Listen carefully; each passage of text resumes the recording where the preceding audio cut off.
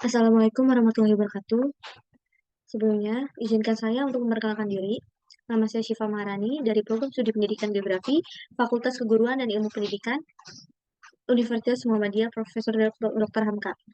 Di sini izinkan saya untuk menjelaskan tentang meteorologi dan klimatologi. Yang pertama yaitu di mana keterkaitan interrelation antara ilmu geografi dengan meteorologi dan klimatologi berdasarkan Al-Quran. Meteorologi fisik membahas struktur dan komposisi atmosfer, meteorologi dinamik menggunakan pendekatan analitis yang digunakan didasarkan pada prinsip dinamika fluida. Meteorologi sinoptik mencakup deskripsi, analisis, dan perakiraan gerak atmosfer. Meteorologi terapan aplikasi yang banyak digunakan untuk berbagai bidang ilmu. Mikroklimatologi yaitu ilmu yang membahas tentang atmosfer, mesoklimatologi yaitu membahas perilaku atmosfer, makroklimatologi yang menekankan pembahasannya pada penelahan iklim daerah luas skala besar. Surat Al-Baqarah ayat 29 dan surat Fussilat ayat 11 dan 12. Selanjutnya, di sini sebutkan 3 manfaat informasi cuaca dan iklim sebagai faktor penunjang.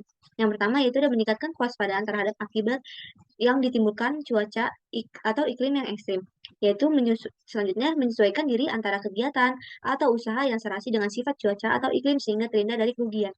Dan yang ketiga, menyelenggarakan kegiatan dan usaha di bidang teknik, sosial, dan ekonomi dengan menerapkan teknologi pemanfaatan sumber daya cuaca atau iklim.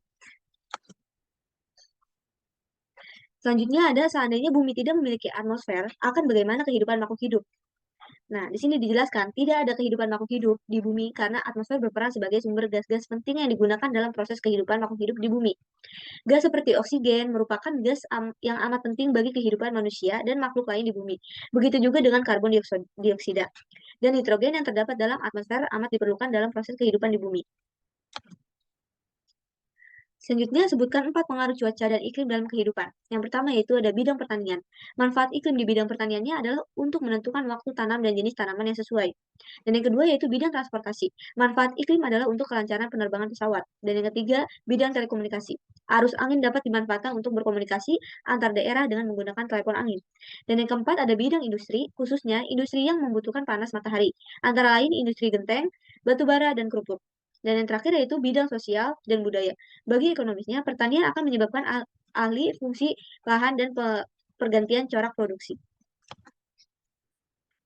Terus pengaruh cuaca dan iklim terhadap kegiatan manusia sehari-hari itu ada apa saja?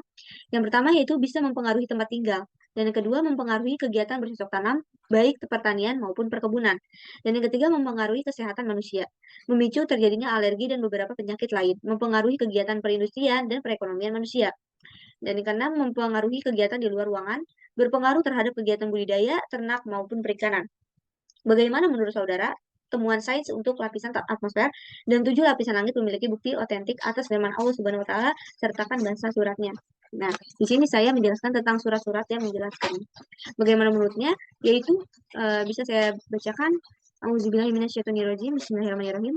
Huwallazi khalaqa lakum ma fil ardi jamima summa stawa illa sama ifasawa hutna sab'a samawati wa huwa bikulla syai'in alim.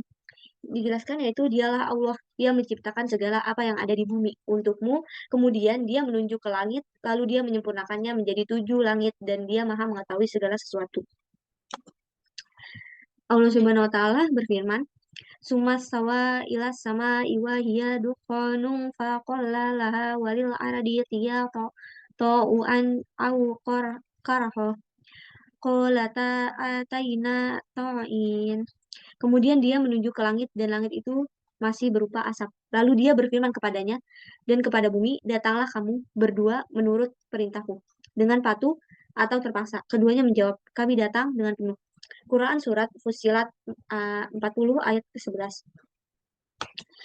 Dan selanjutnya ada firman Allah juga yaitu faqaddahunna sab'a samawatin fi yawmaini wa auha fi kulli sama'in amaraha wa zayyana sama ad-dunya bimasobihi wa hifdzul zalika taqdirul azizil alim, yaitu lalu diciptakannya 7 langit dalam 2 masa, dan pada setiap langit dia mewahyukan urusan masing-masing.